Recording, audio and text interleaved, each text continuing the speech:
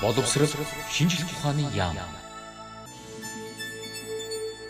Байгаль орчин аялал жуулчлалын яам.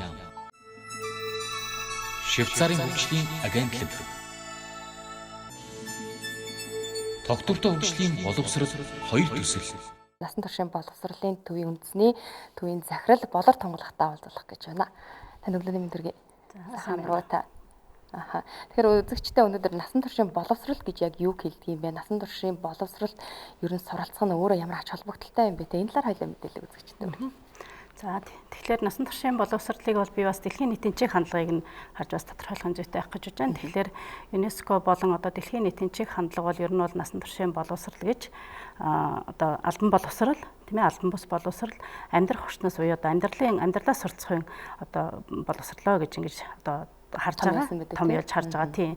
Тэгэхээр энийг бол маш энгийнээр тайлбарлахад бол ер нь хүн ингээд төрсэн цагаас эхлээд тэгээ насны хутгийг олох хүртлээр бол хүн сурч хөгжиж яадаг тийм ээ. Тэгээд за манай улсад бол одоо боловсролын систем бол одоо тий 3-аас 3 наснаас эхлээд сургуулийн өмнөх боловсролоос эхлээд ингээд нэг за ихтэй сургууль одоо мастер докторийн сургалт гэдэг нэг 25 за дээдл нэг 30 нас хүртэл ингээд хүн суралцаад за гэтэл хүн одоо амьдралаа туршиж 100 наслах гэж байгаа бол одоо тэр 30-аас 70 нас хүртэл 100 наслах хүртэлх тэр 70 жилийн боловсролын асуудлаас тий хүний хөгжих асуудал бол ингээд яригдж яадаг тий.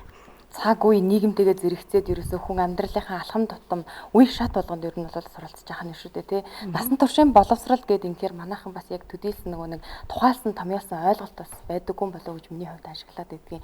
Ер нь одоо жишээлбэл би өнөөдөр одоо нэг ихтэй сургууль сураад бакалавр мастрын тий төвшний мэдлэг авчлаа гэж бодоход одоо хүн ахуйн хэрэгцээндээ зориулаад үсээ яаж засах уу, нүрээ хэрхэн цэвэрлэх үү, юм хэрхэн оёх уу гэдэг ч юм уу иймэрхүү мэдлэгийг яг энэ насан туршийн боловсролоор дамжуулаад олж авна гэсэн үг тийм үү? Тий.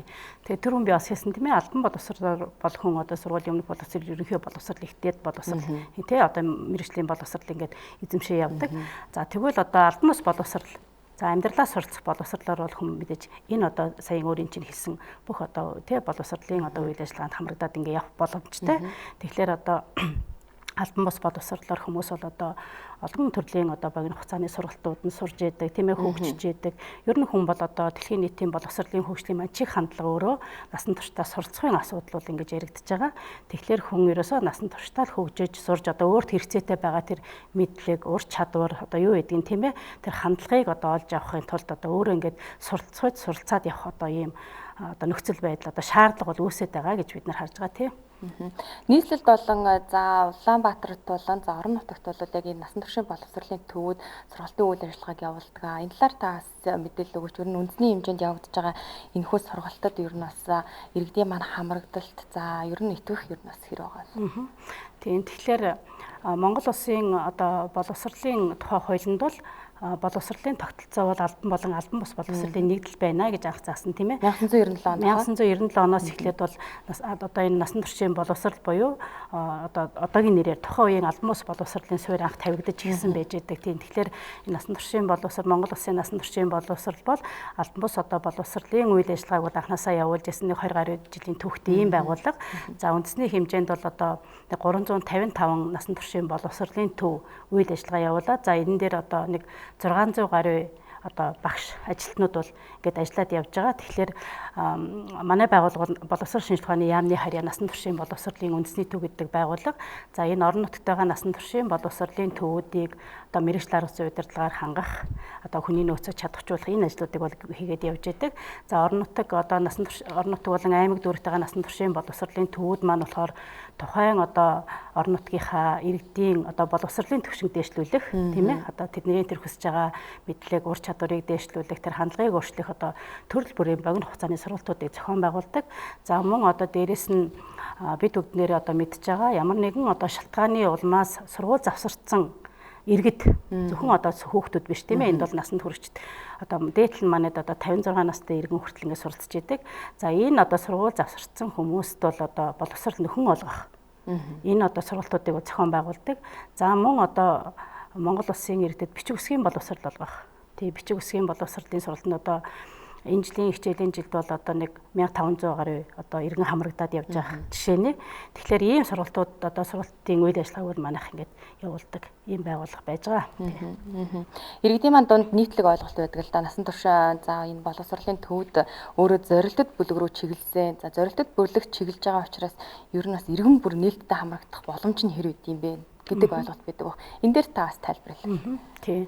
Яг хүмүүс одоо нийгэмд бол тэгж хараад байна л да, тийм ээ. Албан бус боловсрал байхдаа бол бид нар бол яг энэ одоо зорилтод бүлэг чиглэсэн сургууль завсралтыг бууруулах, тэгээ бичиг үсгийн боловсралтай иргэдийг одоо бичиг үсгийн боловсрал одоо тэгээ боловсролын одоо төвшингийг ахиулах ч гэдэг юм уу те одоо энэ ажлуудыг хийгээ явж исэн амьдрах ухааны боловсролууд ч гэдэг юм уу.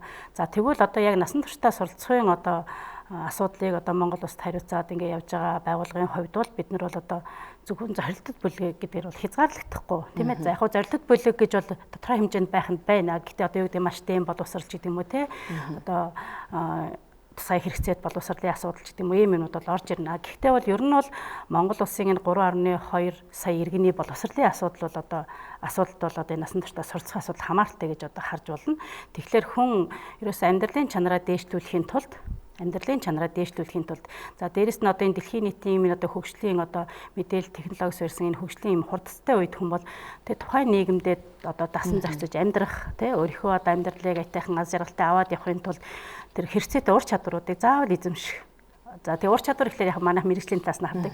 Ер нь тэр чадварууд ингээ заавал эзэмшихтэй одоо зөвл ур чадвар гэж бид нар ярьж байна тийм ээ.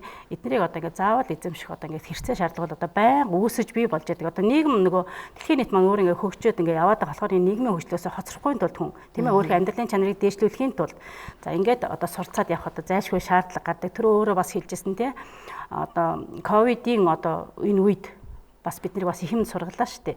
Одоо сошиалаар бол одоо маш олон хүмүүс одоо наацхан жишээл ярьж байгаа юм би одоо ингээл үсээ засуучмаар байна тий. Үйлчлэгийн байгууллагууд яг хаалттай үед одоо хүн болгоны асуудал байдаг тий. Тэгж шүү дээ. Тэг чинь одоо юу гэдгийг зүгээр үед бол хүмүүс одоо өсчингийн одоо юу гэдгийг сургалтанд сурснараа бол одоо нэг яг мэрэгжлийн юм өсчин болно л гэж ингээ хардаг байсан тий. Одоо мэдээж тэр мэрэгжлийн хүмүүс бол байлгүй л яах вэ тийм ээ.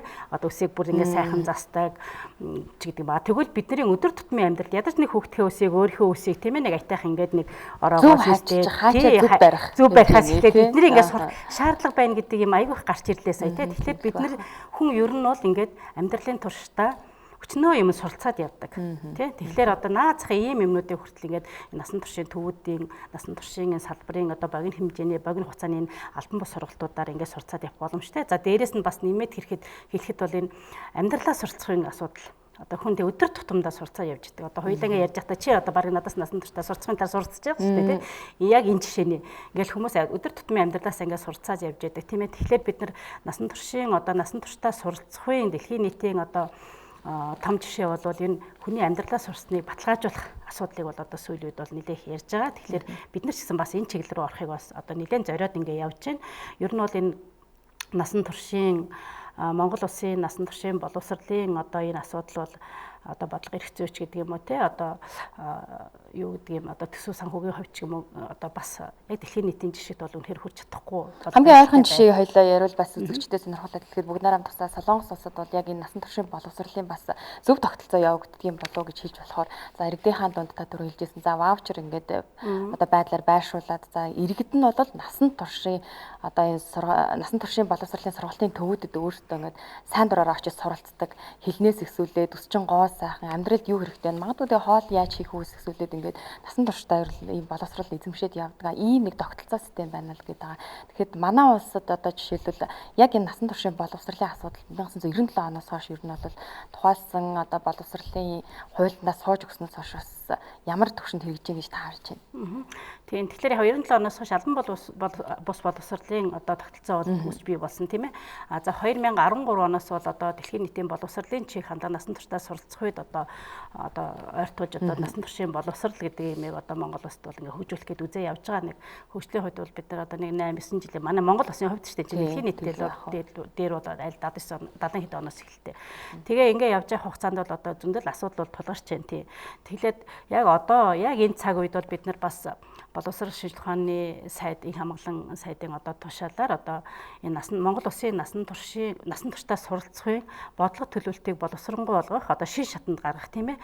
Энэ одоо саналыг одоо боловсруулах юм ажлын хэсэг яг ажиллаад явж байгаа. Тэгэхээр бид нар одоо яг одоо энэ үе маань бас нөгөө боловсролын одоо хууль маань шинжлэгдэж тий одоо улсын их хурл дүүрэгт баригдах гэж энэ цаг үе болж байна. Тэгэхээр энэ бид нар одоо Монгол улсын нэг насан туршийн боловсролын тогтолцоо буюу насан туршдаа суралцахын асуудлыг яаж одоо тусгаж явах вэ гэдгийг бас шинэ шатанд гарах байхаа гэж бид нар одоо бас зарч хүсэж байгаа. Тэгээд тэр одоо Солонгос улсын жишээгээр бол усаас бол хүмүүс ихэд боловсралтай одоо хувь хүний хөгжилд одоо ингээд дэмжлэг үзүүлдэг байж байгаа. Дэмжлэг үзүүлээд ингээд явж байгаа. Тэгэхээр мэдээж магадгүй бид нэр хэдэн жилийн дараа тийм одоо юунд хүрэх боломж бол байгаа ах гэж бидний хувьд бол харж байгаа. Тэр доктортой хөгжлийн боловсрал гэдэг зүйл манай улсад бас энэ төсөл бол хоёр дахь шат нь бол хэрэгжиж байна. Тэгэхээр яг энэ төсөлтэй насан туршийн боловсрал гэдэг зүйл өөрөө хэрхэн яаж холбогдож байна. За удахгүй мөн бас үндэсний хэмжээний цахим хурал болох ийм одоо тав гарсан байсан тий. Тэгэхээр яг энэ хуралдаан дээр магадгүй манай улс яг ямар байр суурийг илэрхийлж оролцохын хуралдаанаас бас ямар үр дүн хүлээж байгаа юм. Тэгэхээр татвартай хөгжил 2030 гэж одоо дэлхийн хөгжлийн том хөтөлбөр 2015 онд батлагдсан байж байгаа. За энэс өмнө ер нь бол надмус боловсролын салбар татвартай хөгжлийн одоо үйл ажиллагаа үзэл санааг түгээн дэлгэрүүлэх энэ ажлуудыг бол ингээд үе шатаа бол хийгдээ явж исэн ийм ажил байж байгаа. Тэгэхээр бид нар одоо татвартай хөгжлийг олон нийтэд бол одоо хүмүүст иргэдэд одоо боловсрлог дамжуулж олгох нь бол одоо тий хамгийн одоо чухлаа гэж үзэж байгаа шүү дээ. За тэгээд мэдээж энэ хөгжлийн хөтөлбөрөөс бол одоо хөгжлөөс бол нэг ч хүнийг хоцроохгүй, ардаа үлдээхгүй гэж үзэж байгаа. За мөн одоо энэ татвартай хөгжлийн гол том зарчим бол ерөөсөө энд бол иргэн хүн болгоны оролцоо чухал гэж үздэг. Иргэн болгоны оролцоо чухал гэдэг. Тэгэхээр бид нар энэ яг одоо бол Монгол улсад энэ татвартай хөгжлийн боловсрол 2 гэх төсөл хэрэгжээд явж байна. За энэ төслийн хүрээнд бол одоо боловсрол шинжилгээ ухааны яам болон байгаль орчны яамны одоо төлөөлөл одоо 11 байгууллаганд энэ техникийн зөвлөн зохицуулах баг гэдэгт ажиллаж явдаг. За тэгээд энэ одоо төсөл хэрэгжээд энэ төслийн хүрээнд бол бид нар энэ татвартай хөгжлийн боловсролын төлөөх одоо хамтын санаачлах түншлэл гэсэн үндэсний хэмжээний виртуал арга хэмжээг зохион байгуулах гэж байна. Виртуал хэмжээнд зохион байгуулах арга хэмжээ тий. Одоо чинь яалтчгүй нөгөө ковидын цаг үед онлайнаар бүх юм явагдах болчлоо. За тэрнээс биш бид нар одоо цаг сайхан байсан бол өчнөө бас өөрөөр гоё төлөвлөсөн ингээ явж исэн. За энийг мэдээж хэрэгжүүлж байгаа төшөц байгууллагууд гээд хоёр том байгууллага эдгээр маань бас энэ арга хэмжээг бол ер нь бол ерөнхий удирдлагаар хангаад ингээ явж байгаа. За манай байгууллагын хувьд буюу одоо Монгол улсын насан туршийн боловсролын салбар за мөн хэвлэл мэдээлэл тэр тусмаа танай Монголын олон нийтийн үндэсний олон нийтийн телевиз тийм ээ хамтраад бид нар энэ татвартай хөгжлийн төлөөх түншлэл орон нутгийн манлайлал гэсэн олон нийтийн форумыг зохион байгуулах гэж байна. Салбар хуралдаанд нь тий. Тэгэхээр энэнгээр бид нар юуг харуулахыг хүсэж байна вэ гэхээр нэрнээсээ эхлээд байгаа юм л да. Ер нь бол тийм татвартай хөгжлийн зорилго одоо татвартай хөгжил 2030 тийм ээ. За мөн Монгол улсын хөгжлийн одоо бодлого, за мөн татвартай хөгжлийн хоёр төслийн үзэл санааг тийм ээ одоо энэ одоо хэрэгжилтийг хангахын тулд бид нар мэдээж одоо хамтын ажиллагаа олон нийтийн санаачлаг ийм түншлэлийн асуудал бол одоо мэдээж гол байр суурийг эзэлж байгаа. Тэгэхээр бид нар орон нутагт энэ татвартай хөгжлийн одоо боловсролыг дэмжсэн татвартай хөгжлийг дэмжсэн энэ санаачлагуудыг бид нар одоо илрүүлж гаргах одоо тий одоо илрүүлж гаргах тийм олон асуудал хөндлөж шүү дээ. За мөн одоо тэр санаачлагуудыг одоо юу гэдэг түгээн дэлгэрүүлэх сайн туршлагуудыг олон нийтэд хүргэх ийм одоо зорилготой манай энэ яг олон нийтийн форум бол зохион байгуулагдана. Баярлалаа энэ өглөө бидний удирдлагыг хүлээн авч ирж за насан туршийн боловсролын тухай ойлголт мэдээлэл өгсөнд болор томлого захирал баярлалаа. За баярлалаа. Таны ажил амжилт хүсье. Таны хамт олондоос амжилт хүсье баярлалаа. Насан туршийн боловсролын үндэсний төвийн захирал болор томлогыг урьж эсдүүдэд за насан туршийн боловсрол гэж юу юм бэ? Энд одоо иргэн бүр нээлттэй хамрагдах боломжтой гэсэн мэдээлэл хүргэлээ. Доктортой хөгжлийн боловсрол 2 төсөл